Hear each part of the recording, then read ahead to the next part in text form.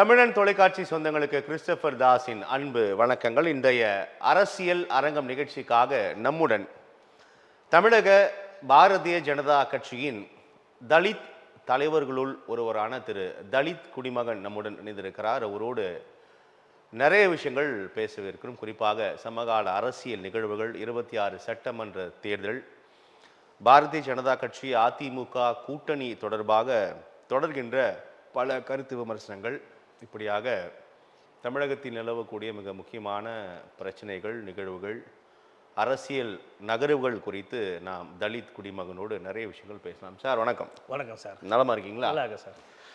எப்படி போயிட்டு இருக்கு கட்சி பணிகள்? 26 சட்டமன்ற தேர்தல் நோக்கி எல்லாமே பம்பரமாக களத்தில் சுழன்று கொண்டிருப்பதை நம்ம பார்க்கிறோம். எப்படி போயிட்டு இருக்கு பாரதிய ஜனதா கட்சியோட செயல்பாடுகள்? ஆட்சி நாங்கள் தான், எங்களுடைய தலைமையிலான கூட்டணி தான் ஆட்சி அமைக்க போகுது. திமுக வீட்டுக்கு போவது நிச்சயமாக உறுதியாகிவிட்டது. ஏன்னு கேட்டிங்கன்னா, திமுக தீய சக்தி, நாங்கள் தான் சூப்பர் சக்தி. ஏற்கனவே தீய சக்தி, நாங்கள் தான் தூய சக்தின்னு தமிழக வெற்றி கழகத்தின் தலைவர் விஜய் சொன்னார்.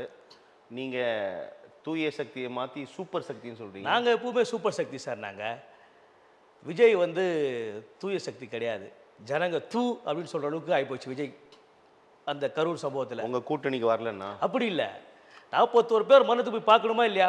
பார்க்கலன்னா மனுஷனா? முதல்ல தலைவர், அப்புறம் தான் ஒரு மனுஷன் எப்படி இருக்கணும், போய் பார்க்கணுமா இல்லையா? போய் பார்க்கல சார், ஆனால் வர வச்சு பார்த்து அது எப்படி சார் ஏற்றுக்க முடியும்? காலில் விழுந்து தன்னுடைய கண்ணீரால் கால்களை கழுவினார் அப்படின்லாம், அதெல்லாம் ஏற்றுக்க முடியாது. அவரை போய் சந்திச்சவங்க சொல்றதெல்லாம் நீங்கள் பார்க்கலையோ? அதெல்லாம் ஏற்றுக்கவே முடியாது. ஜனங்க ஒரு தலைவரா அப்படின்னு பேசுகிறான், அப்புறம் எப்படி ஒரு தூய சக்தியாக இருப்பார்? அவர் இருக்கிறதுலேயே தீய சக்தி திமுக, பாவ சக்தி தாவேகா, சூப்பர் சக்தி நாங்கள் தான் பிஜேபி. தீய சக்தி, பாவ சக்தி, நீங்கள் சூப்பர் சக்தி. ஓகே சார், ரைமிங்காக இருக்குது நீங்கள் சொல்கிற விஷயங்கள் எல்லாமே. அதிமுக பாஜக கூட்டணி, அமித்ஷா எடப்பாடி பழனிசாமியோடு அருகருகே உட்கார்ந்து அந்த கூட்டணியை உறுதிப்படுத்தி அறிவிப்பு வெளியிட்டார். அப்போதிலிருந்து இப்போது வரை அதிமுக பாஜக கூட்டணி மீது தொடர்கின்ற விமர்சன கருத்துக்கள் இன்னமும் கூட களத்தில் இவங்க ஜெல்லாவில் அதிமுக நோக்கி வேற எந்த கட்சியுமே இன்னும் வரல, கூட்டணியில் ரொம்ப சுணக்கமாக இருக்காங்க.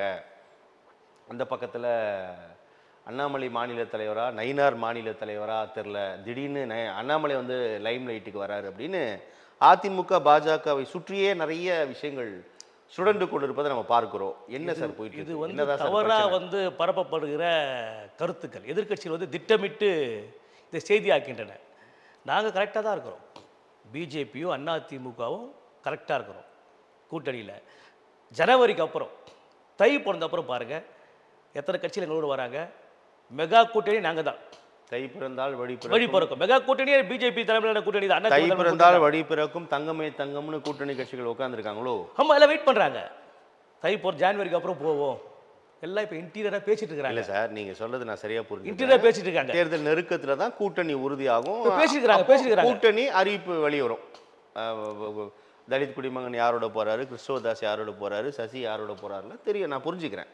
ஆனால் இப்போது திமுகவும் அதன் கூட்டணி கட்சிகள், இப்போ திமுக கூட்டணி கட்சி யாருன்னா உடனே நம்ம சொல்லிடலாம் சார், 6-7 கட்சிகள் இருக்குது, 21 அவங்களோட பயணிக்கிறத நம்ம பார்க்குறோம். அதை மாதிரி அதிமுக பாஜக கூட ஒரு இணக்கம் காட்ட கூட இன்னும் இல்லை. யார் யார் வராங்கன்னு ஒரு விஷனே கிடைக்கலன்னு சொல்கிறாங்களே சார். திமுக நீங்கள் சொல்றீங்க பேசிட்டு இருக்காங்க, அன்னைக்கு தான் சொன்னீங்க, இன்னைக்கு அதான் சொன்னீங்க, பேசிட்டு இருக்காங்க. யார் பேசிட்டு இருக்காங்கன்னு சொல்ல மாட்டீங்க. திமுக கூட்டணியில் இல்லாத கட்சிகள் எல்லாமே பிஜேபி அதிமுக கூட்டணியில் வரும். தமிழக வெற்றி கழகம் இல்லாதிருந்தால் அந்த வாதத்தை ஏற்றுக்கொள்ளலாம். இப்போ புதிய வருகையான தமிழக வெற்றி கழகமும் அதன் கூட்டணி நேத்திக்கு கூட கூட்டணி தொடர்பான பேச்சுவார்த்தை நடத்துவதற்கு தாவேகா ஒரு குழுவையும் ஆரம்பிச்சிருக்காங்க. அப்போ நீங்க திமுக அதிமுக இணையாத கட்சிகள், திமுக இணையாத கட்சிகள், கூட்டணி இல்லாத கட்சிகள் எல்லாம் எங்களோட தான் வருவாங்கன்றது அதீத நம்பிக்கையா தெரியலையா? இல்லை, நீங்க பொறுத்திருந்து பாருங்க சார். நீங்க பொறுத்திருந்து பாருங்க எப்படியெல்லாம் களம் மாற போகுது. பதில் இல்லைன்னு இப்படி சொல்றீங்க? இல்ல, பொறுத்திருந்து இல்ல களம் மாற போகுது. இல்ல களம் மாற போகுது. இப்போ எங்க கூட்டணியை பொறுத்த வரைக்கும் நாங்க 2 மேஜர் பார்ட்டி ரெடியா இருக்கிறோம், பிஜேபியும் அதிமுகவும். மற்ற திமுக கூட்டணி இல்லாத கட்சிகளை எங்களோட பேசிட்டு இருக்காங்க, பேசிட்டு தான் இருக்காங்க. பேச்சு போயிட்டு இருக்குது உள்ள. அது தை பிறந்த பிறகு டிக்ளேர் சரி, பண்ணுவாங்க. அதிமுக தரப்பு 234 தொகுதிகளுக்கும் வேட்புமனு தாக்கல் பண்ண சொல்லியிருக்காங்களா? இதை எப்படி புரிஞ்சுக்கிறீங்க? அது உங்களுக்கு அது வந்து ஒரு கட்சிக்காரர்களை நெருக்கடியாது. இல்ல கட்சிக்காரர்களை ஊக்கப்படுத்துவதற்கு அனைத்து கட்சிகளும் செய்கின்ற ஒரு தேர்தல் நடைமுறை தான். ஏன்னா வந்து கிராமத்தில் இருக்கிறவன் படித்தவன் ஒரு அப்பாவி நானும் எலெக்ஷன் நிற்கிறேன்றது அந்த ஊரில் 4 பேர் தெரிஞ்சதுக்காக ஒரு வேட்புமனு அதை விண்ணப்பம் கொடுத்து தப்பு கிடையாது. அது கட்சியுடைய வளர்ச்சிக்கான செயல். அதுக்கு நம்ம இது முடிச்சு போட முடியாது. அது வேறு இது வேறு. பாரதிய ஜனதா கட்சி தமிழகத்தில் கால் ஊன்றி விடக்கூடாது, அதுதான் ரொம்ப முக்கியமாக இருக்குது அப்படின்னு இங்கே இருக்கக்கூடிய திமுகவும் அதன் கூட்டணி கட்சிகளும் தொடர்ந்து பேசி வருவதை நம்ம பார்க்குறோம். அவ்வப்போது மத்திய அரசாங்கத்தோட திட்டங்கள் சமீபத்தில் வந்து இந்த எஸ்ஐஆராக இருக்கட்டும் அல்லது இந்த அதான் எஸ்ஐஆர், அதுக்கு முன்னாடி வக்ஃபு உள்ளிட்ட விவகாரங்கள் அதெல்லாம் வரும்போது தமிழகத்தில் ஒரு பெரிய எதிர்ப்பு அலை இருக்கிறத நம்ம பார்க்குறோம். இப்போ வந்து இப்போ அதான் சார் நம்ம அது அது அது சார் சொல்லுங்க. எஸ்ஐஆர் வந்து உண்மையிலேயே ஒரு சீர்திருத்த நடவடிக்கை சார். அது இந்த நாட்டிற்கு தேவையானது. இத்தனை ஆண்டு காலம் செத்தவன் பேரில் கணக்காட்டின்னு கொள்ளை அடிச்சுதான். அதுக்கு முற்றுப்புள்ளி தான் எஸ்ஐஆர். நேற்று கூட துணை முதலமைச்சர் மரியாதைக்குரிய சகோதரர் உதயநிதி என்ன சொல்றாருன்னா, பெண்கள், ஒடுக்கப்பட்டவர்கள், சிறுபான்மையினரோட வாக்குகள் நீக்கப்பட்டு விடும் அச்சம் இருக்குது அப்படின்னு அவர் பதிவு பண்றாரு. உதயநிதி சொல்றது ஒன்று, செய்யறது ஒன்று சார், பேசுறது ஒன்று. இன்னைக்கு வந்து அந்த திமுக தில்லுமுள்ளு தள்ளுமுள்ளு திராவிட மாடல் திமுக ஆட்சியில் தினந்தோறும் உண்ணாவிரத போராட்டங்கள், செவிலியர்கள், நர்ஸுகள், ஜாக்டோஜி, ஆசிரியர்கள் எல்லாமே போராட்டம். சாப்பிடாம 4 நாள் உணவத்தை உட்காந்துக்கிறான். ஆனால் இவர் நேற்று போய் உணவு சாப்பிட்டுக்கிறாரு பெசன் நகரில். இது எவ்வளோ பெரிய அநியாயம். நம்முடைய ஆட்சியில் உண்ணாவிரதம் உட்காந்துக்கிறாங்க மகளிர், தாய்மார்கள், செவிலியர்கள். அதை போய் என்னன்னு போய் பார்ப்போம். அவங்க அப்பா ஊர் சுற்றுறாரு. சரி, நீயாச்சும் அந்த வேலையை பார்க்கணுமா இல்லையா? ஊருக்கு என்ன உணவு திருவிழா? உன் ஆட்சியில் உண்ணாவிரதம் இருக்கிறான், அசிங்கமா இல்லையா? நீ போய் சாப்பிட்லாமா? அவர் உணவு திருவிழா டேஸ்ட் பண்ணிட்டு இருக்கிறாரு. அப்போ உதயநிதி நம்ம எந்த கணக்கில் வச்சுக்குது சார்? நம்ம அது ஒரு விளையாட்டு புள்ள. அவர்லாம் ஒரு கணக்கே இல்லை. துணை முதலமைச்சர் சார், விளையாட்டு புள்ள. அவர் செங்கலை வச்சு விளையாட்டுத்துறை அமைச்சர் சார். அதான் விளையாட்டு புள்ள. அதான் விளையாட்டுத்துறை கொடுத்துருக்காங்க அவருக்கு. ஒரு கல் செங்கலை வச்சு தானே சார் அவர் விளையாட்டு காட்டியிருந்தார். அவரு எந்த அப்பனாவது தான் புள்ள டேஞ்சரஸ்ன்னு சொல்லுவாரா? ஸ்டாலின் சொல்றாரு சார் ஓப்பனா போன வாரம் ஒரு மீட்டிங்கில், என் புள்ள உதயநிதி டேஞ்சரஸ். யாரா சொல்லுவாங்களா? பெத்த புள்ளியே என் புள்ள ஆபத்தானவன், என் புள்ள பயங்கர ஆற்றல், தகுதி, திறமையால அது மிகைப்படுத்தி சொல்றாங்க. எந்த வேற அது? என் புள்ள ஆபத்தானவன், இருங்க ஏன் அப்படி நினைக்கிறீங்க? என் புள்ள ஆபத்தானவன், பயங்கரமானவன், எந்த அப்பனாவது சொல்லுவானா? வலுவானவர் அப்படின்றாரு. ஒரு முதலமைச்சர் பப்ளிக்கில் உதயநிதி இஸ் மோஸ்ட் டேஞ்சரஸ் அப்படின்னு சொல்றாரு. இது எவ்வளோ அநியாயம். இது என்ன ஆட்சி இது? இந்த திராவிட மாடல் ஆட்சியா இல்லை ரவுடீஸ்வரன் ராஜ்யமா? இது அந்த வேர்டு வரலாமா? ஒரு முதலமைச்சர் நாள்தோறும் முதலமைச்சர் ஒவ்வொரு மாவட்டமாக போய் கோடிகளில் நலத்திட்டங்களை அறிவிக்கிறாரு. நிறைய திட்டங்கள் வந்து களத்தில் செயல்படுத்தி இருக்கிறத நம்ம பார்க்குறோம். நீங்கள் இப்படி சொன்னீங்கன்னா எல்லாமே வெற்று அறிவிப்பு சார். விளம்பரங்கள். விளம்பர மாடல் ஆட்சி தான் திமுக ஆட்சி. நீங்கள் போய் பாருங்கள், ரோடு எவ்வளோ மோசம் பாருங்கள். கிராமத்தில் சுடுகாட்டுக்கு சுவர் இல்லை, சுற்றுச்சுவர் இல்லை, மயான பாதை இல்லை, சாலைகள் அவ்வளோ மோசமாக இருக்குது. இவங்க சொம்மானா டிவிலையும் பத்திரிகையில் விளம்பரம் பண்ணிட்டு இந்தியாவிலே முதல் மாநிலம் சொல்கிறாரு. அவங்க அப்பா 5 முறை ஆண்டாரு. மத்திய அரசு தான் சார் அந்த நற்சான்றிதழை கொடுத்துருக்கு. இருங்க, இந்தியாவில் 16 விழுக்காடு உயர்ந்திருக்கிறோம், தனிநபர் வருமானத்தை உயர்ந்திருக்கிறோம், கல்வியில் உயர்ந்திருக்கிறோன்னு இவங்க சொல்ல சார். மத்திய அரசு தான் இந்தியாவில் முதல் மாநிலம் சொன்னவங்களே சொல்லிட்டு நீங்களே ஏற்றுக்க மாட்டீங்க. இந்தியாவில் முதல் மாநிலம் சொல்லிட்டு திரிகிறவர் மேடைக்கு மேடை. அவங்க அப்பா 5 முறை ஆண்டார், 6ஆவது முறை ஆண்டிருக்காரு. போய் திருத்தர போய் பார்க்க சொல்லுங்க. என்ன சார் எவ்வளவு? அதான் சார் அமைச்சர்கள் இருக்காங்க, எம்எல்ஏ இருக்காங்க, சென்னையில் கவுன்சிலர் இருக்காங்க, சென்னையில் அதிகாரிகள் இருக்காங்க. ஏன் சார் முதலமைச்சரை போய் பார்க்கணும்? சென்னையில் கார்பரேஷன்ல மிகப்பெரிய ஊழல் ஒரு மோசடி நடந்திருக்குது 3 மண்டலங்கள்ல. சென்னை மாநகராட்சி என்ன ஊழல் சார்? பெருங்குடி, மணலி, சோழிநல்லூர் பார்க் ரெனிவேஷன்ல பில் பாஸ் ஆயிடுச்சு. பெருங்குடி, மணலி, சோழிநல்லூர் அந்த 3 மண்டலத்தில் இருக்கிற பார்க் ரெனிவேஷன் பூங்காக்கள்ல பில் பாஸ் ஆயிடுச்சு, பணம் சேன்ஷன் ஆகி போச்சு. ஆனால் ஒர்க்கு நிற்கிது, சம்பளம் வந்து யாருமே அந்த கான்ட்ராக்டர்ஸ் கான்ட்ராக்டர் மேலே கார்பரேஷன் கம்ப்ளைண்ட்டு, கார்பரேஷன் மேலே கான்ட்ராக்டர்ஸ் கம்ப்ளைண்ட்டு, ஒர்க் அப்படியே நிற்கிது. இது எங்கே போச்சு? யாரு சார் காரணம்? இது யாரு காரணம்? யார்? முதலமைச்சர் தான் காரணம். அதுக்கு முதலமைச்சர் பார்க்கணும். பத்திரிகை செய்தி வந்துச்சு சார். இன்னைக்கு மாநகராட்சி மேயர் இருக்கிறாங்க, ஆணையர் இருக்காரு, அதிகாரிகள் இருக்காங்க, அலுவலர்கள் இருக்காங்க. மேயர் உடனே முதலமைச்சர் பொறுப்பு பண்றீங்க. மேயர் ஒரு அடிமை. ஆணையர் அப்படிலாம் பண்பா குறிப்பிடுங்க, அப்படிலாம் சொல்லாதீங்க. ஒரு மேயர், மேயருக்கான பவரே கிடையாது சார். அவங்களுக்கு மரியாதையோடு பேசுங்க. மேயருக்கான பவரே கிடையாது. தவறு சார். சார் எங்க சமுதாயத்தில் இருக்கிற மேயர் ஆக்கி அடிமை வச்சுக்கிட்டா அமைச்சருடைய வேலையை நான் நான் பகிரங்கமா குற்றச்சாட்டு சார். அவங்களுக்கு கொடுக்குற அந்த வணக்கத்துக்குரிய கொடுத்துருக்காரு என்னைக்காது? ஏன் சார் கொடுக்கலாம்? அவங்க தானே சார் மேயர். இல்லையே, எனக்கு புரியல. இல்லையே, என்ன சார்? இல்லையே. நீங்க போய் பாருங்க, ஸ்டாலின் மேயரா இருக்கும்போது இருந்த அந்த வணக்கத்துக்குரிய அந்த மாண்பு இன்னைக்கு இருக்கு. போய் பாருங்க, எந்த மேயர் காட்சி போய் பாருங்க. மேயர்கள் பந்தால படிக்கிறாங்க இல்லன்றீங்க. மரியாதை இல்லை சார். என்ன மரியாதை இல்லைன்னு சொல்லுங்க. மேயருக்கான மரியாதையே இல்லை. டெப்டி மேயர் இருக்காங்க இல்லையா, அவங்க மதிக்கிறது இல்லை மேயரை. டெப்டி மேயர்ஸ் மேயரை மதிக்கிறது இல்லை, கவுன்சிலரு மேயரை மதிக்கிறது இல்லை. அப்படி வந்து திரு குடிமகன், தலித் குடிமகன் போற போக்கில் சொல்லக்கூடாது. போற போக்கில் சொல்ல வணக்கத்திற்குரிய மேயர் தான் திருமிகு பிரியா அவர்கள். அதுக்காக போற போக்கில் வந்து மதிக்கிறது இல்லைன்னா அது அது தவறாச்சே. இது மரியாதையே இல்லை சார். மேயர்களுக்கு மரியாதையே கிடையாது. அப்பாவிகள் பாவம். ஏதோ கணக்குக்கு மேயராக போட்டு நாங்கள் எஸ்சிகளுக்கு மேயர் கொடுத்துருக்குறோம் அப்படின்னு கணக்கு காட்டுகிறாங்களே தவிர மேயருக்கான அந்த கம்பீரம் கிடையாது. எல்லாம் நாளைக்கு வந்து 3 பூங்காக்கள் சீரமைக்கும் பணியில் பெரும் ஊழல் இருக்குன்னு ஒரு குற்றச்சாட்டை நீங்களே வைக்கிறீங்க. இந்த பக்கத்தில் மேயருக்கு மரியாதை இல்லைன்னு சொல்றீங்க. அப்படின்னா அப்போ இந்த குளறுபடி தான் அந்த நிர்வாக திறமை எனக்கு காரணம் சொல்றீங்களா? இதை யார் பார்க்கணும்? இன்னைக்கு பத்திரிகையில் இங்கிலீஷ் விண்டோவில் பெரிய செய்தி போடுறாங்க. டெய்லி பத்திரிக்கை பார்க்கக்கூடியவர் அவங்க அப்பா காலத்துலேருந்து நம்முடைய முதலமைச்சர். சரி பண்ணணுமா இல்லையா? ஓவர் த ஃபோனில் சரி பண்ண முடியாதா? இல்லை அது தெரியுமா தெரியாதா அவருக்கு? அப்போ என்ன நடக்குது? தன்னைத்தானே பெருமைப்படுத்திக் கொள்வது. உனக்கு வந்து 120 பஸ்ஸு விட்றாங்க, புது பஸ்ஸு, அது ஷோ. ஆனால் அந்த பஸ்ஸு இப்போ ரோடு சரியாக இருக்கான்னு பார்த்தீங்கன்னா இல்லை. நீங்கள் போய் பாருங்கள், எல்லா இடங்களும் குப்பை தேங்கி நிற்குது, குப்பை எடுக்க முடியல. அந்த மக்களை பார்த்து பேசுறதுக்கு ஒரு துணை முதலமைச்சருக்கு டைம் இல்லை சார். உணவு திருவிழாவுக்கு போகிற டைம் இருக்கிற சின்னவருக்கு அந்த மக்களை உண்ணாவது இருக்கிற மக்கள்கிட்ட போய் பேசுறதுக்கு என்ன ஒரு 2 நிமிஷம் ஆகுமா, 5 நிமிஷம் ஆகுமா பேசுறதுக்கு? எல்லோருக்கெல்லாம் நாங்கள் பண்ணுறேன்னு சொல்கிறாருல, அதுக்கு சின்னவருக்கு நேரம் இல்லை. பெரியவர் அதுக்கு மேலே ஊர் சுற்றி இருக்கிறாரு, அவருக்கும் நேரம் இல்லை சார். முதலமைச்சர் நலத்திட்டங்களை வழங்குவது சார். ஒரு முதலமைச்சர் மாவட்டத்திற்கும் ஒரு அலுவல் ரீதியாக செல்கிறார். முதலமைச்சர் நம்ம நாட்டில் மட்டும் இல்ல சார், ஊர் சுத்திட்டு இருக்காரு. முதலமைச்சர் நம்ம நாட்டில் மட்டும் இல்ல, வெளிநாட்டில் அமெரிக்காவில் இருந்தால் கூட அங்கேருந்து இங்கே கவர்மெண்ட்டை சரி பண்ண முடியும். அதான் ஒரு முதலமைச்சருடைய பவர். முதலமைச்சர் பவர் சாதாரண பவர் இல்லை சார். படுத்துன்னு இருந்தால் கூட அந்த வேலையை செய்ய முடியும். அப்போது தமிழ்நாட்டில் சுற்றுப்பயணத்தில் இருக்கிற ஒரு முதலமைச்சருக்கு என்ன நடக்குதுன்னு தெரியாதா? அது பார்க்கணுமா இல்லையா? அந்த 2.2வது முறை ஒரு 1000 ரூபா கொடுத்துட்டோம்னா சரியானு அவர் நினைக்கிறாரு. அதுக்கு பல பேர் இன்னும் போய் சேரல.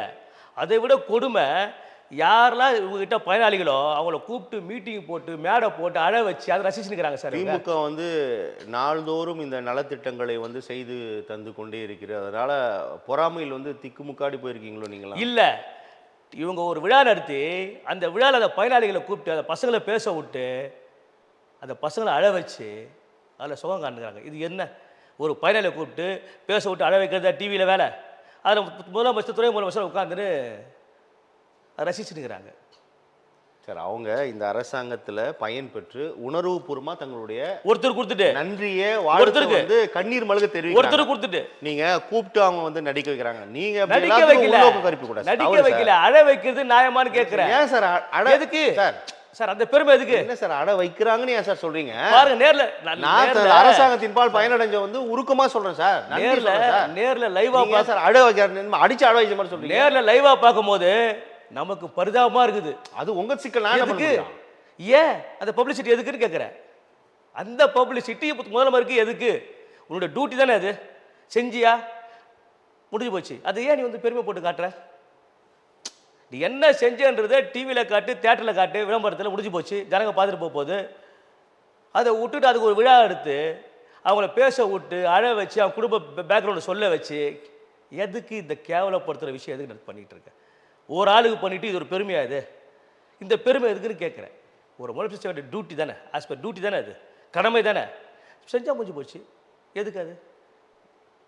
அதெல்லாம் ரொம்ப தவறான ஒரு விளம்பரம் சார். அதெல்லாம் விளம்பர மாடலை உருவாக்கியதே பாரதிய ஜனதா கட்சி தான். அங்கங்கே பிரதமர் வந்து மக்கள் மருந்தகம், மக்கள் காப்பகம் அப்படின்னு பிரதமரோட புகைப்படம் இருக்குது. இந்த விளம்பர மாடலை உருவாக்கியதே பாரதிய ஜனதா கட்சி தான். நாங்க அப்ப திமுக யாரும் அந்த வந்து மாதிரி திமுக அந்த விளம்பரத்தை கடைபிடித்தால் இவ்வளவு இல்ல பொறாமை இல்ல நாங்க கொள்கிறீர்களே யாரும் அந்த அப்படின்னா. மாதிரி விழா நடத்தி உட்கார்ந்துட்டு அழ வச்சு வேடிக்கை பார்த்துட்டு இருக்கல.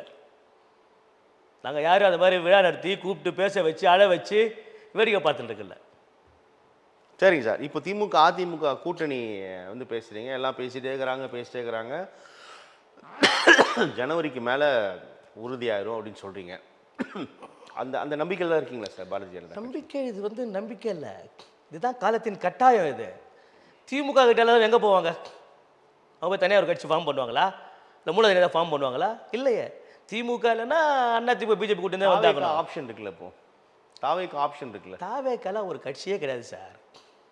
இன்றைக்கி தாவேக்கா பற்றி ஒரு செய்தி உலவுது. தாவேக்காவோட கூட்டணி அமைக்க காங்கிரஸ்லேருந்து பொதுச் செயலாளர் வேணுகோபால் வந்து டெல்லியிலேருந்து முகாமிட்டிருக்காரு ஒரு செய்தி வந்து உலவுது. சமீபத்தில் பிரவீன் சக்கரவர்த்தி ஆமாம் பேசிட்டே போயிட்டாருன்றாங்க. பிரசாந்த் கிஷோர் பிரியங்கா காந்தியிடம் பேசினார் அப்படின்னாங்க. அதெல்லாம் நிறைய தகவல் போயிட்டு இருக்குது. இப்போது காங்கிரஸ்காரங்க திமுககாரில் முதல்ல குத்த போகிறாங்களா இல்லை திமுககாரங்க காங்கிரஸ்காரங்க முதல்ல குத்தி வெளியே அனுப்ப போகிறாங்களா தெரியல. ஏற்கனவே வந்து எங்களுக்கு வேஸ்ட் லக்கேஜ்னு துரைமுருகன் பொதுச் செயலாளர் சொல்லிட்டார். திமுக பொதுச் செயலாளர் காங்கிரஸ் வந்து நாங்கள் தேவையில்லாமல் சுமக்கிறோம், அது ஒரு வேஸ்ட் லக்கேஜு, அது எங்களுக்கு தேவையில்லாமல் நாங்கள் சுமந்துருக்கிறோன்னு சொல்லிட்டாங்க போன தேர்தல் கூட்டணி சீட் ஷேரிங்லேயே. இப்போ இவங்க வந்து நாங்கள் தாவேக்காவை கையில் எடுக்க போகிறோம் அப்படின்னு சொல்லிட்டு இருக்கிறாங்க. அப்போ பாருங்கள் எப்படியெல்லாம் மாறப்போகுதுன்னு இந்த பொங்கலுக்கு அப்புறம் தை பிறந்தோடனே பாருங்கள். காங்கிரஸோடாவது நான் போவேன் தவிர பாஜகவோடு போக மாட்டேன் நிலைப்பாடில் தாவேக்கா உறுதியாக இருக்கனால இவ்வளோ காழ்ப்பா உங்களுக்கு? நீங்கள் இந்த கணக்கு சொல்கிறீங்களா காங்கிரஸ் தாவேக்கான்னு? ஒருவேளை இருங்க, இந்த தகவல் கூட பாஜகவோட மட்டும் இல்லையே. இருங்க, பாஜக பேசுறாங்க, அமித்ஷா விஜய் பேசுறாரு, மோடி இவர் பேசுறாங்களா இல்லையா சார் தகவல்? எங்களுக்கு தாவேக்காவே தேவையில்லை, எங்களுக்கு தாவேக்காவே தேவையில்லை. எங்களுடைய பார்வையில் அண்ணா திமுக திமுக தான் எங்களுக்கு. நீங்க வெயிட் பண்ணி பாருங்க. தாவேக்காவும் சொல்றாங்களே சார் எங்களுக்கு போட்டி திமுக தான், திமுகவும் எங்களுக்கும் தான் போட்டின்னு தாவேக்கா சொல்லுங்க சார். அப்போ திமுக தானே வந்து ஒரு ஆட்சி அதிகாரத்தில் இருக்கிறாங்க, அது உண்மையான வார்த்தை. பாஜக அதிமுக ஒரு பொருட்டாவே மதிக்கலையே சார். அவங்க சொல்லல, களத்தில் வந்து வேற கட்சி இல்லை அப்படின்னு சொல்கிறாங்களே தவிர எங்களை சொல்லல.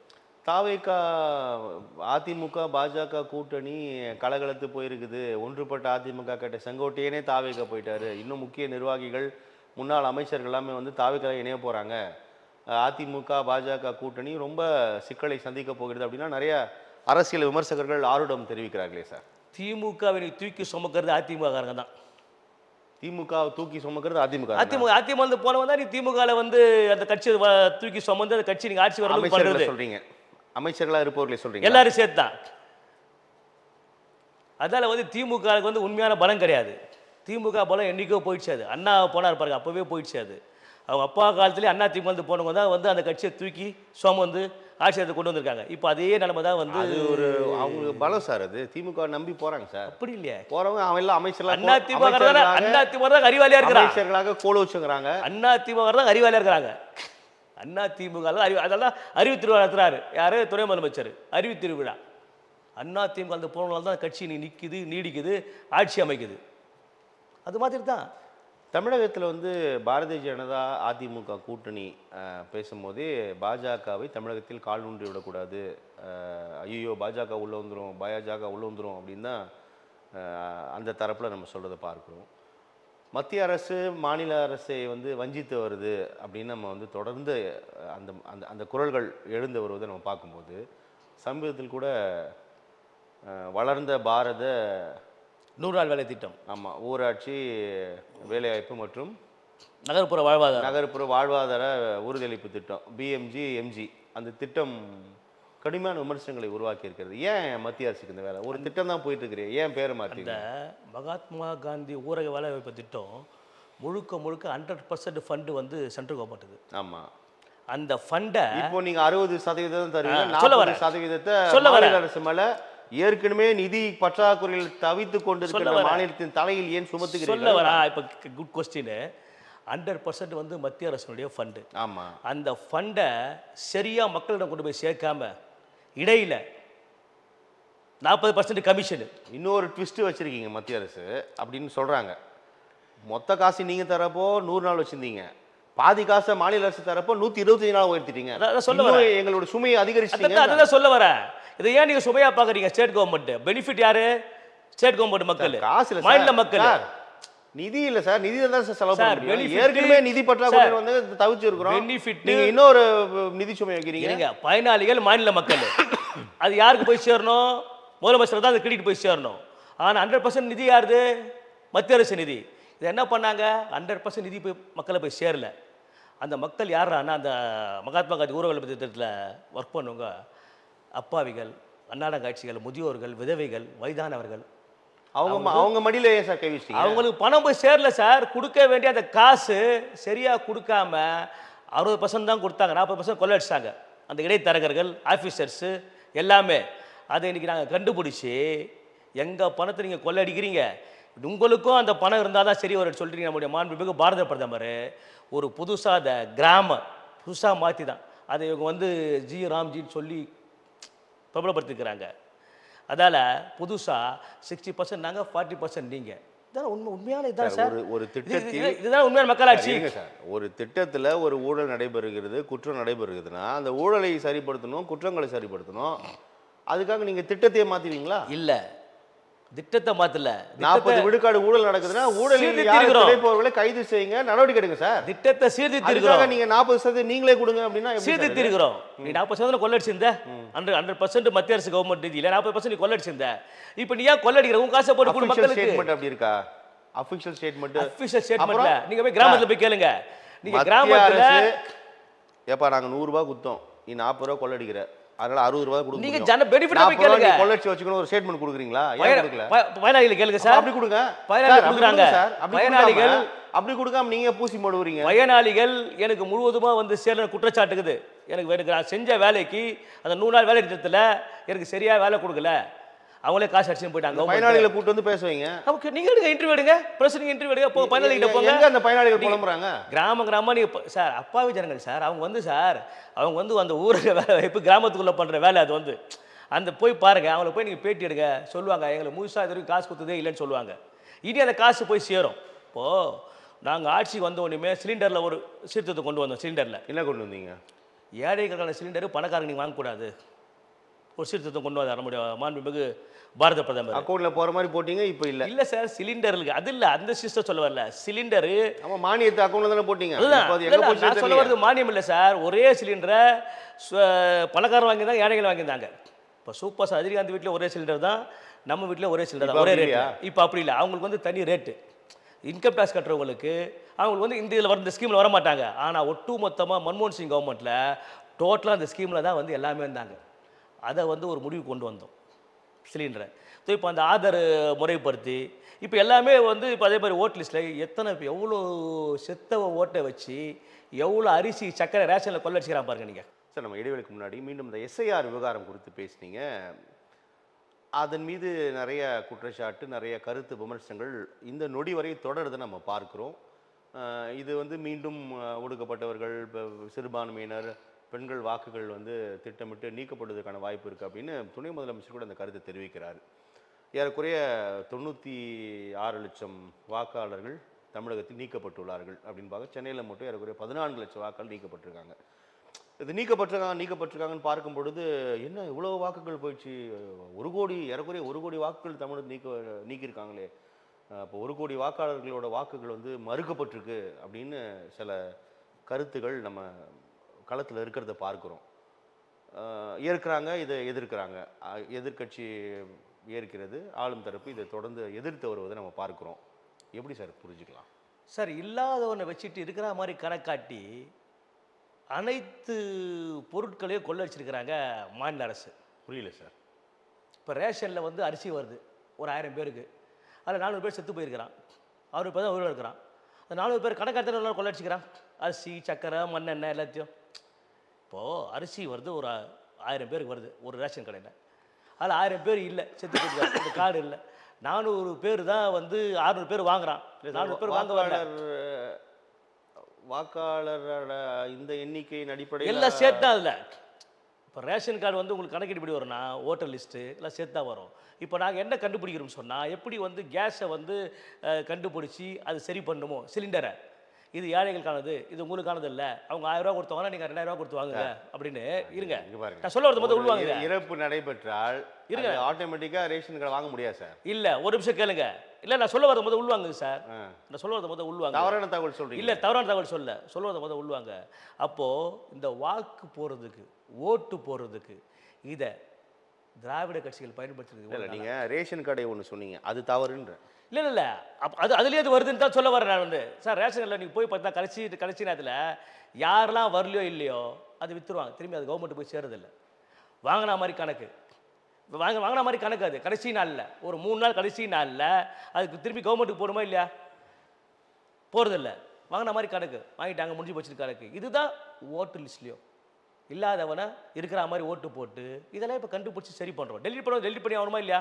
இப்போ நம்ம செல்ஃபோனில் கூட எது டெலிட் பண்ணி ஆகணுமா இல்லையா? அதை நாங்கள் சரியாக பண்ணுறோம், முறையாக பண்ணுறோம், கரெக்டாக பண்ணுறோம்.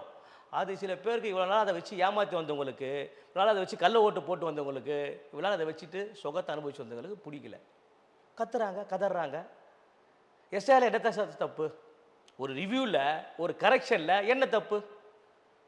நியாயமாக டெலிட் பண்ணுமா இல்லையா? அது ஏற்றுக்கணுமா இல்லையா? அதில் தப்பு. நல்லா இந்த நீட்டுக்கு எப்படி கோஷம் போட்டாலும் எதிர்த்து, நீட் நல்லா தானே இருக்குது, போயிட்டு தானே இருக்குது, பாஸ் எத்தனை இருக்கிறான்.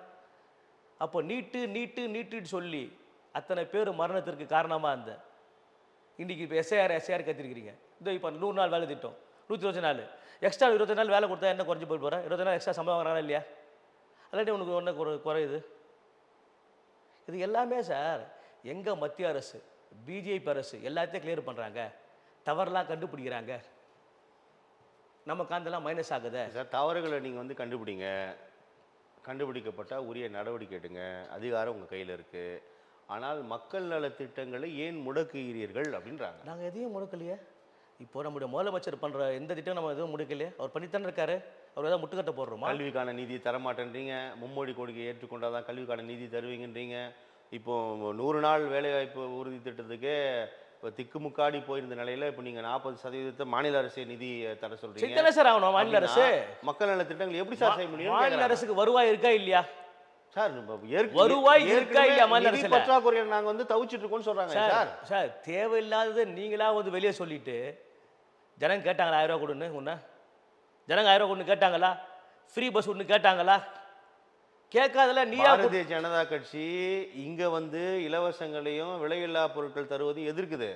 ஆனா அவர்கள் ஆளக்கூடிய மாநிலங்களில் கூட இந்த திட்டத்தை வந்து செயல்படுத்துறாங்க அப்படின்னு முதலமைச்சர் சொல்றாரு. இங்கதான் எதிர்க்கிறாங்க, ஆனா இதை காப்பி அடிச்சு அவங்க மாநிலங்களை செயல்படுத்துறாங்க. இனி வரும் அங்க ஒரு நியாயம், இங்க ஒரு நியாயம். இனி வரும் காலங்கள்ல இந்த 1000 ரூபாய் ஜனங்களுக்கு பத்தாது. 2000 ரூபாய் கொடுப்பாங்க, அவரே உயர்த்தி 5000 ரூபாய் கொடுப்பாங்க. போன மாசம் என்ன சார் பிரச்சனை? இல்ல உயர்த்தி சொல்லிட்டாரு. இனி ஜனங்களுக்கு கொடுத்துதான் ஆகணும். மக்கள் தெளிவாயிட்டான். நீ உன் வீட்டு காசு கொடுக்கல, அரசுடைய காசு தான் கொடுக்குற, எங்களுடைய வரி பணத்தில் கட்டுற காசு தான் கொடுக்குற. நீங்க தரவிட மாட்டீங்களே, மத்திய அரசு தடுக்கிறீங்களே. நாங்கள் எதுவுமே தடுக்கலையே. நாங்கள் 1000 ரூபா கொடுக்குறா சொன்னோமா? எதுக்கு கேட்குறோம்? கஷ்டம் எதுக்கு சொல்கிற? இப்போ நீயா கொடுத்துட்டு செலவு பண்ணிட்டு கஷ்டம் எதுக்கு சொல்கிற? எங்களுக்கு நீ குற்றவாளி ஆக்குற. நான் கொடுக்கல எப்படி ப்ரொபகண்டா பண்ணுறேன்? உங்களுடைய பிரச்சாரம் எப்படி இருக்குது? நான் கொடுக்கலன்னு சொல்கிறீங்க, உங்களுக்கு வருவாய் இல்லையா? வருவாய் வருதா இல்லையா? அப்போ அந்த வருவாயில் செய்ய வேண்டியதானே? உங்களுக்கு மாநில அரசுக்கு என்ன வருவாய் இருக்குதோ அந்த வருவாயில செய்யணும் சார். வரி பகிர்வுலையும் நீங்க பாரபட்சம் காட்டுறீங்க. மகாராஷ்டிராவுக்கு ஒரு நீதி, தமிழ்நாட்டுக்கு ஒரு நீதி, உத்தரப்பிரதேச ஒரு நீதியும் வரி பகிர்வுல அப்படி பாராமுகம் காட்டுறீங்க. அப்படிலாம் ஒன்றும் காட்ட மாட்டேன் சார். நம்முடைய மாண்புமிகு பாரத பிரதமர் நரேந்திர மோடி அவர்கள் எல்லோருக்குமான பிரதமர். அவர் எந்த காலத்திலும் அந்த மாதிரி வந்து பண்ணதில்லை. தமிழகத்தில் எப்படியாவது கால் பதித்து ஆக வேண்டும் அப்படின்னு பாரதிய ஜனதா கட்சி இந்துக்கள், ஐயோ இந்துக்கள் பாதுகாப்பில், ஐயோ இந்துக்கள் வந்து தாக்கப்படுகிறார்கள், இந்துக்களுக்கு நாங்கள் தான் அப்படின்னு வேணும்னே பிரச்சனையை உண்டு பண்ணிட்டே இருக்கிறீங்க. அதெல்லாம் இங்கே நடைபெறாது. திருப்பரங்குன்ற விவகாரத்தில் தமிழக அரசு மிக சரியான நடவடிக்கை எடுத்திருக்கிறது. பாஜக எதிர்பார்த்த பெரும் திட்டம் தவிடுபடி ஆக்கி இருக்கிறது தமிழக அரசுன்னு சொல்கிறாங்க. இல்லை, இதில் முதலமைச்சர் முந்தி கொண்டு தேவையில்லாமல் தலையிட்டு பிரச்சனை பெருசாகிட்டாரு. தேவையில்லாமல் தலையிட்டுன்னு ஏன் சொல்றீங்க? ஒரு தீபம் கொளுத்துறது, ஒரு கற்பூரம் கொளுத்துறது, ஒரு விளக்கு கொளுத்துறது ஒரு பெரிய விஷயம் இல்லை. அது எப்படி ஒரு முதலமைச்சர் தடுப்பது? தாராளமா கொளுத்துங்க. அங்கதான் ஏன் கொளுத்துன்னு சொல்றீங்க சார்? அது ஒரு தீபத்தூண். அருகில வந்து சிக்கந்தர் தர்கா இருக்குது, அங்கதான் கொளுத்துன்னு சொல்றீங்க. இது மதத்தினரிடையே குழப்பங்கள் ஏற்படும், சிக்கல் ஏற்படுவதே ஒரு அரசாங்கம் எப்படி இப்ப பார்த்திருக்க முடியும்ன்றாங்க. இல்ல இல்ல ஒரு தீபத்தூணில் தீபம் ஏற்றிட்டு போயிருக்க போகிறாங்க. இதோ நேற்று கொடி ஏற்றிட்டு போயிட்டாங்களே, பிறை கொடி. நேற்று சிகந்த தர்காவிற்கு இஸ்லாமியர்கள் பிறை கொடி கொண்டு போய் பலத்த போலீஸ் பாதுகாப்பு ஏற்றிருக்காங்களா இல்லையா? எந்த பிரச்சனையும் இல்லை. அப்போது அது ஆஸ் யூஷுவல் நடைமுறை சார். ஒரு தீபத்தை ஏற்றிட்டு போயிருக்க வேண்டிய பிரச்சனையை முதலமைச்சர் தேவையில்லாமல் இது பெரியார் மண், இது திராவிட மண், நாங்கள் இருக்க வரைக்கும் அனுமதிக்க மாட்டோம்னு சொல்லிட்டு தேவையில்லாத பிரச்சனை பெருசு பண்ணது நம்முடைய முதலமைச்சர் முத்துவேல் கருணாநிதி ஸ்டாலின் தான். நீதியரசர் மிக அழகாக திரும்ப சொல்லியிருக்காரு. கவர்மெண்ட்டு பார்த்துனா எங்களுக்கு என்ன வேலை இருக்குது? பெட்டிஷன் என்கிட்ட வருது, கவர்மெண்ட்டுக்கிட்ட பெட்டிஷன் கொடுக்குறாங்க, பண்ணுங்கம்மான்னு சொல்லிட்டு பெட்டிஷன் கோர்ட்டுக்கு வருது. கோர்ட்டுக்கு போக வேண்டிய அவசியம் கிடையாது. இப்போ கவர்மெண்ட்டு எதையுமே வந்து அக்செப்ட் பண்ணுறதுனால தான் எல்லா பெட்டிஷனும் கோர்ட்டுக்கு போகுது. நீங்கள் கவர்மெண்ட்டு உத்தரவிடுங்க, கவர்மெண்ட்டுக்கு வந்து டைரக்ஷன் கொடுங்கன்னு. அப்போ கவர்மெண்ட்டு சரியில்லைன்னு தானே அர்த்தம். இப்போ நான் ஒரு பெட்டிஷன் கொடுக்குறோம் சார், இன்றைக்கி ஒரு நிகழ்ச்சி நடத்த போகிறோம், கவர்மெண்ட் அக்செப்ட் பண்ணால் முடிஞ்சு போச்சு இல்லை, முடியாத சொல்ல கோர்ட்டுக்கு போகிறோம். அப்போ யார் தவறு? கவர்மெண்ட் தவறு. ஒரு தீபம் அப்படி என்ன அதில் ஒரு பெரிய விஷயம்? இதை பெருசாக்குறது யார்? முதல்வர் தானே. ஒருத்தர் பூர்ணச்சந்திரன் அப்படின்ற ஒருத்தர் பாவம் தற்கொலை செய்து தன்னுடைய உயிரையே பலியாக தந்திருக்கிறார் நம்ம பார்க்குறோம். அவர் இறப்புக்கு அப்புறம் கூட அதாவது இந்துத்துவ அரசியல் அல்லது இவர்களோட திட்டமிட்ட இந்த விவகாரத்தில் முதல் களபலி பூர்ணச்சந்திரன் அப்படின்னு திருமாவளவன் இந்த கருத்தை முன்வைக்கிறார். உங்கள் மாநில தலைவர் நயினா நாகேந்திரன் அவருடைய பூர்ணச்சந்திரனோட இறப்பிற்கு தமிழக அரசு தான் பொறுப்பேற்கணுன்றாரு. அவர் இறப்புக்கு பிறகு கூட இந்த அரசியல் எப்படி நம்ம பார்க்கலாம்? இதை வந்து சரியாக வந்து கையாளாகிறது நம்மளோட முதலமைச்சர் தான், முத்துவேல் கருணாநிதி ஸ்டாலின் தான். இதை மிக சரியாக கையாண்டிருக்கிறோம் சார். சரியா கையாண்டனால தான் இந்த பெரும் சிக்கல் தவிர்க்கப்பட்டிருக்கு. இல்லைனா பெரிய கலவரம் வந்திருக்கும்னு சொல்கிறாங்க சார். நேற்று வந்து இஸ்லாமியர்கள் வந்து சந்தனக்கூடு திருவிழாக்கு தர்காவுக்கு, அந்த சிக்கந்த தர்காவுக்கு வந்து பிறை கொடி எப்படி கொண்டு போனாங்க? அவங்கள எப்படி அனுமதிச்சிங்க? அது எப்படி ஸ்மூத்தாக போச்சு? அது மாதிரி ஒரு தீபம் ஏற்றி போயிருப்பாங்கல்ல. இப்போ இதை தடுத்த நீங்கள் அதை தடுத்துருக்கணுமா இல்லையா? இதை தடுத்தீங்க இல்லையா? தடுத்துருக்கணுமா இல்லையா? அது ஸ்மூத்தாக போச்சு. அங்கே தான் அந்த தீபத்தோணு ஏற்றணும் அப்படின்னு இவ்வளோ நாள் தோணலையே, இப்போ ஏன் சார் உங்களுக்கு தோணுது? சார் தீபம் எங்கே ஒன்றா ஏற்றுவாங்க சார். 26 சட்டமன்ற தேர்தலை முன் வச்சு ஏன் இப்படி அரசியல் படுத்துறீங்க? ஏன் இப்படியான அரசியல் பண்றீங்கன்னு சொல்றாங்க. இல்லை, இது அரசியல் கிடையாது. இது வந்து போன கார்த்திகை தீபத்துல ஏன் நீங்க விட்டுட்டீங்க? இது வந்து அதுக்கு முன்னாடி கார்த்திகை தீபா விட்டுட்டீங்க. அனுமதி வழங்கல. அதுக்கு முன்னாடி கார்த்திகை தீபா விட்டுட்டீங்க. அனுமதி வழங்கல. 2017 அதிமுக ஆட்சியின் போது வழக்கு போச்சா? தொடர்ந்து. ஆமா. இப்போ ஏன் 25 வந்து இந்த கார்த்திகை தீபத்துல மட்டும் எல்லாமே வந்து முயற்சி ஒரு முடிவு வரணுமா இல்லையா? ஒரு போன வருஷம் இல்லை, இந்த வருஷம் இல்லைன்னா ஜல்லிக்கட்டு மாதிரி ஒரு முடிவு வரணுமா இல்லையா? ஏதாவது ஒரு வருஷம் ஜல்லிக்கட்டு நடக்கணுமா இல்லையா? முடிவுக்கு வந்துச்சுன்னு நினைக்கிறீங்களா? இல்லையே. இப்போ இந்துக்களுக்கு அந்த தீபத்தை வந்து அனுமதி வழங்கலை, அது பிரச்சனையாக இருக்குது. ஆனால் வந்து தர்காவுக்கு போட்டால் எனக்கு பிறை கொடி போயிருக்குது. எங்களுக்கு வந்து மகிழ்ச்சி தான். ஓ, அது கொடுத்த அந்த பாதுகாப்பு, அந்த கொடியை ஏற்றிருக்கீங்க இஸ்லாமியர்களுக்கு, அவங்க ஏற்றிருக்காங்க அந்த சந்தனக்கூடு திருவிழாவுக்கு. ஏன் அதே ஒரு தீபத்தை சொல்லி ஒரு சின்ன விஷயத்தை வந்து இவ்வளோ தடுத்து பெருசாக்கி பூதாகரமாக்குறது யாரு? இந்த திராவிட மாடல். என்ன சார் பலன்? தில்லு முள்ளு தள்ளு முள்ளு அரசு. அரசாங்கத்துக்கு என்ன சார் பலன்? சார் நம்முடைய முத்துவேல் கருணாநிதி உங்க வாதத்தின் அடிப்படையில் இந்துக்கள் சொல்றீங்க, நீங்க சொன்னீங்கல்ல, தமிழகத்திலும் பெரும்பான்மை இந்துக்கள் தான். அப்ப அந்த வாக்குகளை கவர்வதற்கு தானே சார் ஒரு அரசு நினைக்கும். அவர்கள் மனதை புண்படுத்தினால் அவங்களுக்கு தான் சார் சிக்கல். இல்ல நீங்க உங்க வாதத்திலேயே கேள்வி பதில் இருக்கு. நீங்க சொன்னீங்கல்ல பிஜேபி இங்க கால் வச்சிடக்கூடாதுன்னு நீ சொன்னீங்க பாரு. அதுதான் வந்து திமுகவுடைய எண்ணம், திட்டம், செயல் வடிவம், அவங்களுடைய செயல் திட்டம். இப்போது ஒரு வேல் யாத்திரை வந்து நாங்கள் பண்ணோம். எங்களுடைய தலைவர் முருகன்ஜி இருக்கும்போது இப்போ மத்திய அமைச்சர் இருக்கார். நாங்கள் ஒரு 4-5 சட்டமன்ற உறுப்பினர்களுக்கு தாமரை மலர்ந்துச்சா இல்லையா?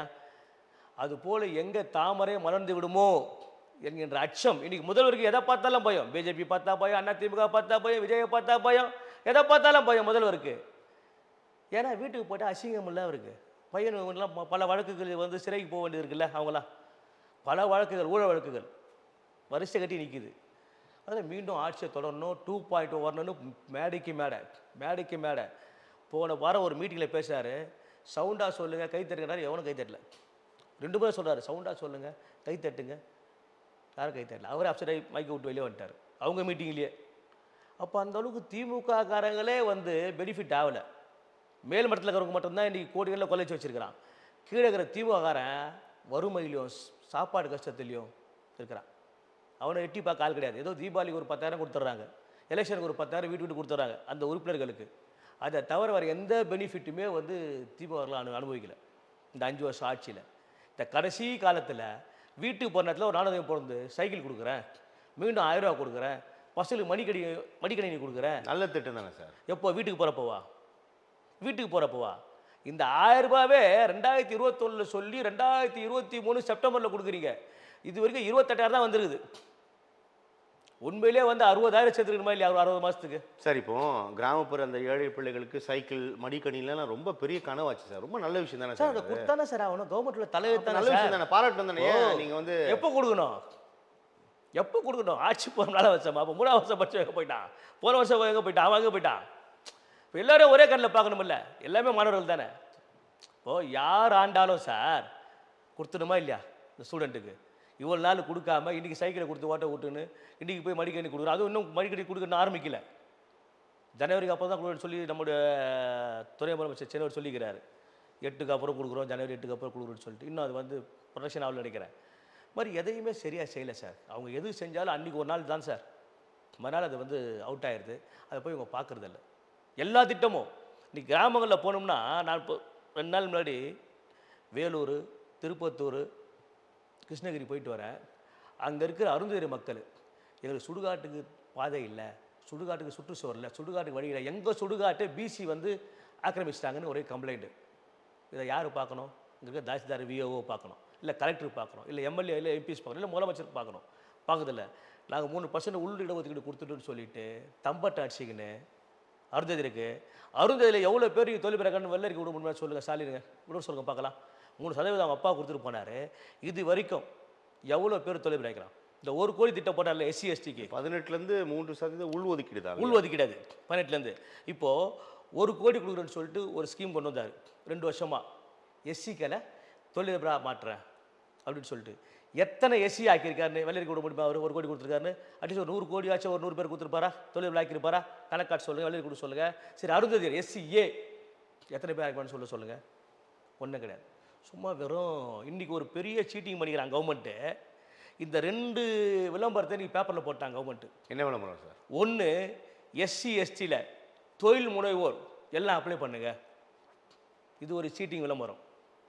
ஏன் சீட்டிங் சொல்லுங்கள்? எப்போ கொடுப்ப? இது வரைக்கும் பண்ணதே ஒழுங்காக கொடுக்கல. 2வது அப்ளை பண்ணுங்க சார். அப்ளை பண்ணால் தானே கொடுப்பாங்க. 2வது பப்ளிக் ஒரு விளம்பரம். அனைவரும் தொழில் முனைவோர் ஆக்க 1 லட்சம் நிதி தரப்படும், அப்ளை பண்ணு விண்ணப்பம். இந்த விண்ணப்பத்தை பண்ண சொல்லி விண்ணப்பத்தை வாங்கி வச்சுட்டு நீ ஓட்டு போடு, திரும்பி ஆட்சி வந்தால் நாம உனக்கு கிடைக்கின்றது தான். இது ஒரு மிகப்பெரிய ஒரு சீட்டிங் திட்டமாக இன்றைக்கி நேற்று பத்திரிகையில் விளம்பரம். எஸ்சி எஸ்டி மக்களுக்கான ஒரு விளம்பரம், அனைத்து பப்ளிக் ஒரு விளம்பரம்.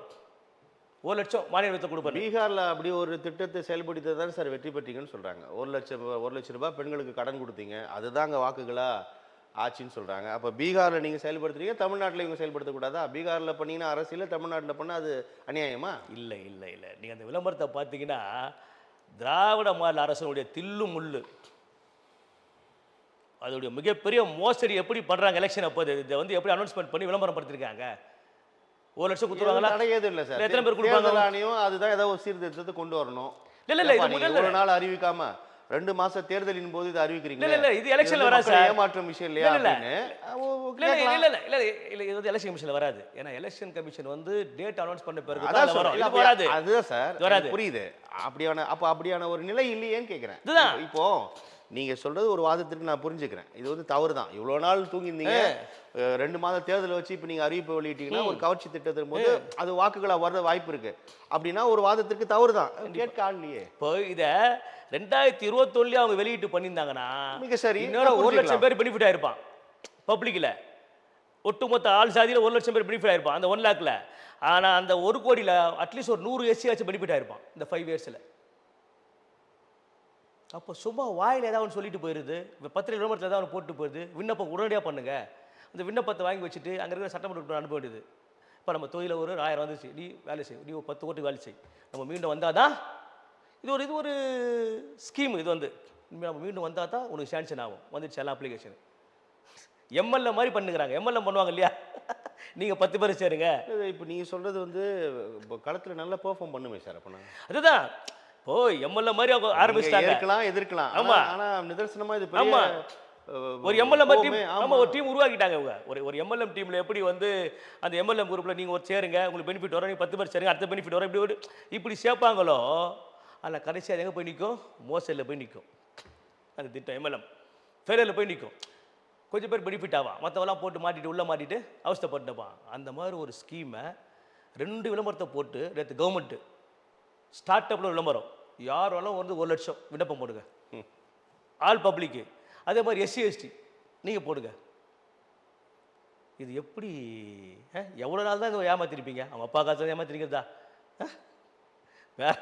பேரை உஷாராகிறால இன்றைக்கி கேள்வி கேட்குறவங்களுக்கு ஆகிட்டால பேரெல்லாம் வந்து அவங்க அப்பா காலத்தில் தான் ஏமாத்திருந்தீங்க. கருப்பு காடி போட்டு கூலி கிளாஸ் போட்டு ஜனங்க ஏமாந்தது.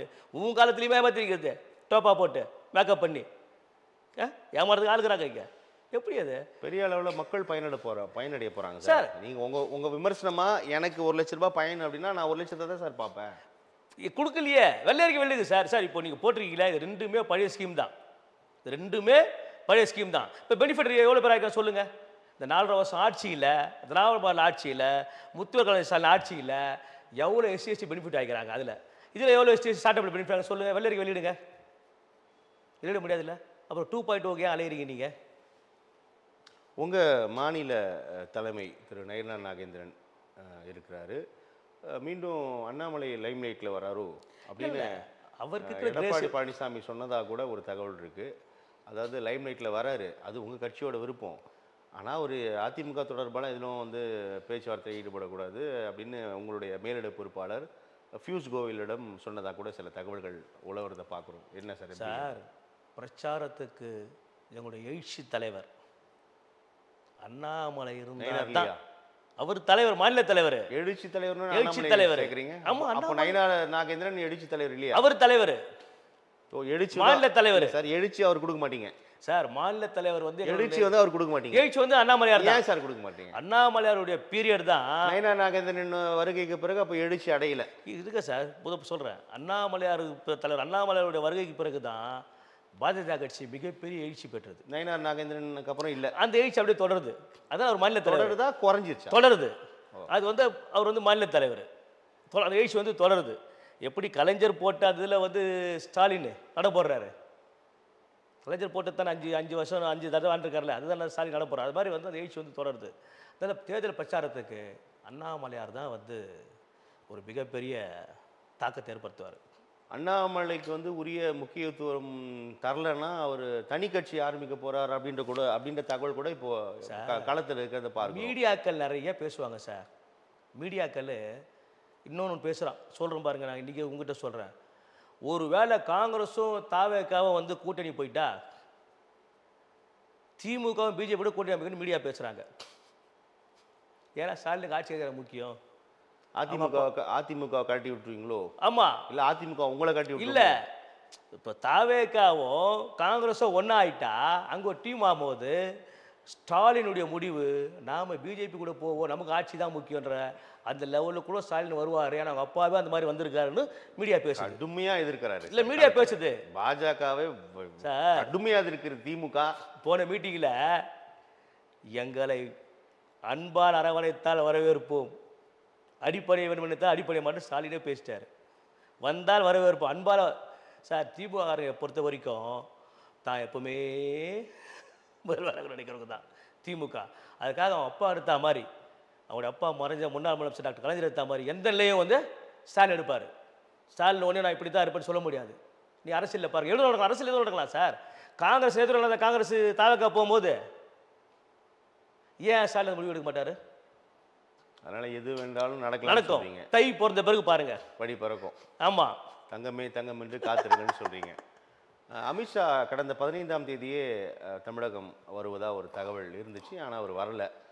ஏன் அப்படின்னு நமக்கு கிடைக்கப்பட்ட தகவல், இன்னும் அதிமுக இந்த சிக்கல்கள் தொடருகிறது, எடப்பாடி பழனிசாமி தன்னுடைய ஸ்டாண்டில் ரொம்ப உறுதியாக இருக்கிறாரு, ஒன்றுமே பண்ண முடியாது, அதனால தான் பஞ்சாயத்துக்கு அமித்ஷா வரல, தாமதிக்கிறார், இல்லை பேச்சுவார்த்தை போயிட்டுருக்கு அப்படின்னு சில தகவல்கள் இருக்குது.